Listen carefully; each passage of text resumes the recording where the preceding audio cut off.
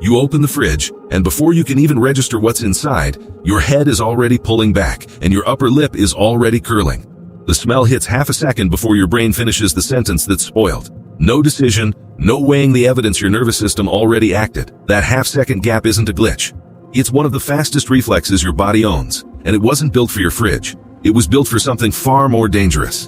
In 1872, Charles Darwin documented something odd in the expression of the emotions in man and animals. Across wildly different cultures he'd gathered reports from, the disgust face looked almost identical every time nose wrinkled, upper lip pulled up, head drawn back, as if the body were physically trying to seal itself off from something. More than a century later, psychologist Paul Rozin picked up where Darwin left off.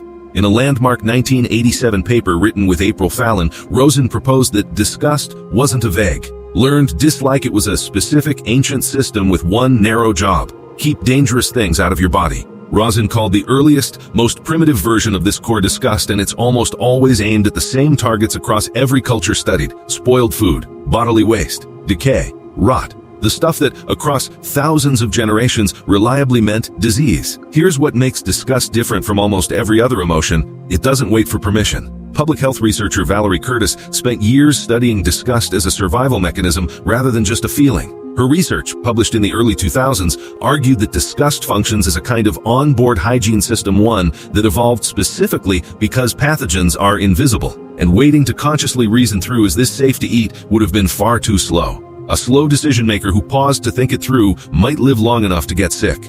A fast, automatic reflex that recoiled first and asked questions later didn't take that risk. Curtis's research suggests the humans who survived long enough to become our ancestors were disproportionately the ones whose bodies reacted to rot and contamination instantly, before conscious thought even had a chance to weigh in. That's why the reflex still runs the way it does today. Nose first, brain second. Here's the part that explains why disgust shows up in places that have nothing to do with food.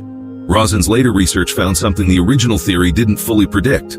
The same neural circuitry that fires when you smell spoiled milk also activates in response to certain social situations: betrayal, cruelty, moral violations. Researchers studying this overlap describe it as the disgust system being borrowed by the brain for a second job it was never originally built for.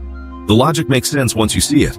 A system this fast, this automatic, and this good at making you pull away from danger was too useful to leave switched off outside the kitchen. So evolution repurposed it. The same wiring that once protected you from rotten meat now fires, at least partly, when something around you feels morally rotten instead. Here's where this stops being a story about spoiled food. That instant, wordless something's off feeling you get about a person, a decision, or a situation before you can even explain why is very likely this same ancient system, running the exact same half-second first, think later pattern it always has. You are not being irrational when you can't articulate why something feels wrong before your conscious mind catches up. You're not overreacting when a gut feeling arrives faster than your reasoning does. That gap between I already recoiled and I can now explain why is the system working exactly as it was built to: fast, automatic, and unconcerned with waiting for your permission. Your ancestors who waited to reason it out didn't always get a second chance. The ones who trusted the half-second warning did. You'll probably open a fridge again tomorrow, and your face will do the same thing it always does: curl, pull back, decide before you've consciously caught up. That's not your body malfunctioning. That's the oldest warning system you own, still doing the only job it was ever given. The rot changed, the reflex didn't.